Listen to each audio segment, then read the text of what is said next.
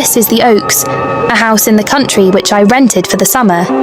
As an author, I write tales of mystery and murder, but the things that happened in this house were far more fantastic than any story I've ever had published. I brought a staff of servants from my city apartment, and my maid Lizzie Allen, who had been with me nearly 20 years.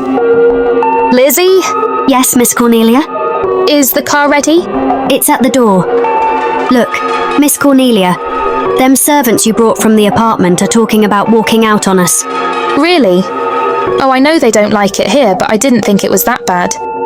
Well, they've been hearing things about the killer that the police call the Bat and the murders that he committed here this past winter. Now people are saying that he's back again. Well, how can they be sure of that? Has he committed another crime?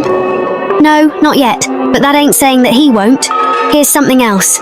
You've heard about the bats they have here, animal bats, the kind that fly. Yes. Look what it says in this magazine. This is a report from the State Health Department, and it says some of them bats is rabid. Well? And that ain't all. And now there's a rumour going around that it was the Bat himself, the killer I mean, that released the rabid bats in this neighbourhood. Oh, that's ridiculous. Well, the housekeeper, the cook, the butler and the upstairs maid don't think so. Well, I can't help what they think.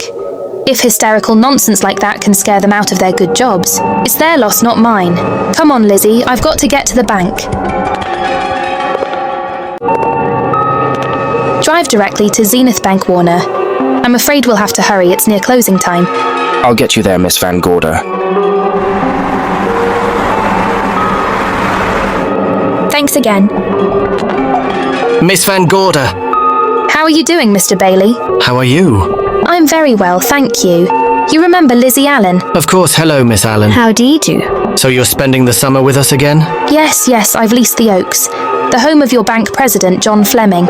I heard you had. I was surprised. Why? Is there something the matter with it? No, I was surprised because Mr. Fleming said he would never rent it. Well, I rented it from his nephew, Mark Fleming, who has the real estate office here. He said his uncle would be gone the entire summer. That's right. Mr. Fleming is in the North Woods now with his physician, Dr. Wells. Oh, pardon me, Dale. I want you to meet my wife. We were married at Christmas time. That must have been nice. Believe me, it was. Oh, here she is, my wife, Miss Van Gorder, Miss Allen. How do you do, Miss Bailey? How do you do? Quite new in Van Goyder. Yes. Oh, well, I read every murder mystery you ever written. I just adore that Glade one.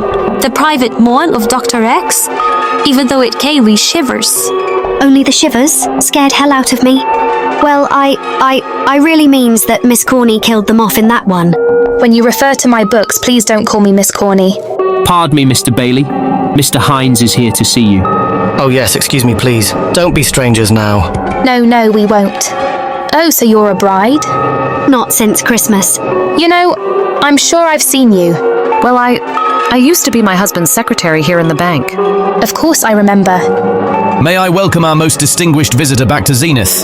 Oh, that's very charming, but... Lieutenant Anderson. Lieutenant Anderson, of course. Chief of Detectives of the Zenith Police Department. This is Miss Allen. Miss Allen. How do you do? Lieutenant Anderson is one of our favorite citizens. He's on the bank's board of directors. Not bad for a policeman. You must have made a good thing of it. Well, I saved my money, if that's what you mean.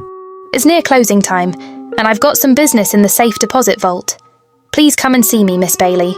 Oh, I'd love to. And you, Lieutenant. Thank you. Goodbye. Goodbye. Nice to have met you. My, what a charming woman. She moved into the Oaks just the other day. That house is a proper sitting for a writer of mysteries. Oh, it certainly is. Vic, what's the matter? Come in here, both of you. Andy, we're in trouble.